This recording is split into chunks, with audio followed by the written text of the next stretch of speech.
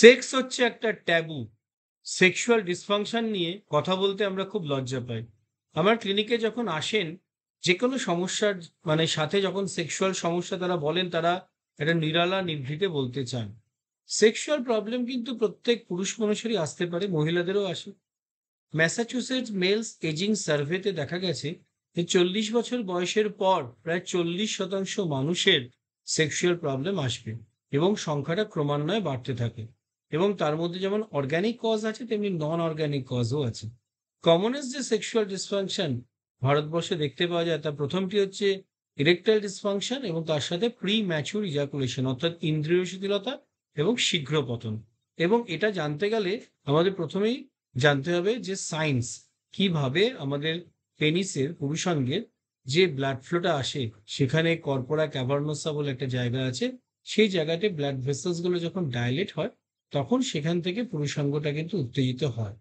অনেক ক্ষেত্রে দেখা যায় যে এই যে সাইকোজেনিক প্রবলেম গুলো থাকে, তার একটা অন্যতম সিংহভাগ কারণ দখল করে থাকে হচ্ছে অ্যাংজাইটি। এবং সেটা সুলুক সন্ধান যদি জানতে পারা যায়, তাহলে সঠিক চিকিৎসা সম্ভব। সাধারণত মাস্টার্স অ্যান্ড জনসন্স বলে একটা টেকনিক আছে, যেটাকে বলে dual sex therapy. William master এবং ভার্জিনিয়া জনসন। উইলিয়াম মাস্টার ছিলেন হচ্ছেন একজন গাইনোকোলজিস্ট। 1971 সালে তার একটা সুখের সংসার ছিল। 1972 সালে তারই নার্সের সাথে উইলিয়াম মাস্টার বিয়ে করেন, যার নাম হচ্ছে ভার্জিনিয়া জনসন। এবং 1972 থেকে 1992 দীর্ঘ 20 বছর প্রায় 10,000 লোকের উপর সেক্সুয়াল রেসপন্স সাইকেলের উপর অ্যাকশন নিয়ে তারা তাদের এই ডুয়াল সেক্স থেরাপি প্রচলন করেন। এবং এক্ষেত্রে আমরা যদি দেখি যে 4টে ফেজ হয়, এটা বলে ডেওয়ার মডেল, এটা বলে এপর মডেল। ডেওয়ার এটা বলে ক্যাপলান্স মডেল, এবং সেখানে ডেওয়ারে মানে হচ্ছে ডিজায়ার, ইতে হচ্ছে ইরেকশন এবং ওতে হচ্ছে অর্গাজম, এবং আর হচ্ছে রেজলিউশন।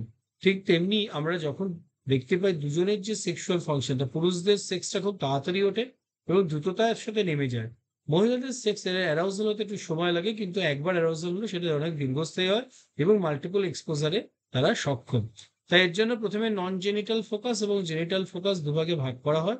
এবং সেক্ষেত্রে কেয়ারসিং সেশনের মাধ্যমে যে যে জোনগুলো ইরোটোজেনিক থাকে, আস্তে আস্তে সেই জেনিটাল ফোকাসে আসতে হয়। এবং তার মধ্যে মহিলাদের ক্ষেত্রে জি spot in vagina and tip of the nipple, যেটা খুব ইরোটোজেনিক জোন আছে। আর পুরুষদের ক্ষেত্রে যদি প্রি ম্যাচুর ইজাকুলেশন বা শীঘ্র পতন ঘটে, তাহলে সেক্ষেত্রে যেটা করা হয়, স্কুইজ টেকনিক বলে একটা টেকনিক আমরা অ্যাপ্লাই করি, যেখানে 4টে আঙ্গুল সামনের দিকে এবং একটা আঙ্গুল পেছনের দিকে রেখে স্কুইজ করতে হয়। সাধারণত ফিমেল কাউন্টার পার্ট এটা করেন। এবং এছাড়া বিভিন্ন পজিশনিং আছে, যেমন আমরা মিশনারি পজিশনিং আছে, এবং বিভিন্নভাবে যে স্টপ স্টার্ট টেকনিক আছে, 5বার করে স্টার্ট করার পর একবার স্টপ হয়ে যাওয়া। এই বিবিধ পদ্ধতিতে কিন্তু সেক্সুয়াল ডিসফাংশন অনেকটাই দূরীকরণ সম্ভব। তবে সবার আগে দূর করতে হবে স্টিগমা। বলছি, সেই ক্লাস 8-এর পূর্ণব্যাঙের জনতন্ত্র পড়ার পর এখন শুধুমাত্র মোবাইলের ভিডিওতে আমরা দেখি এবং ফিসফাস করি।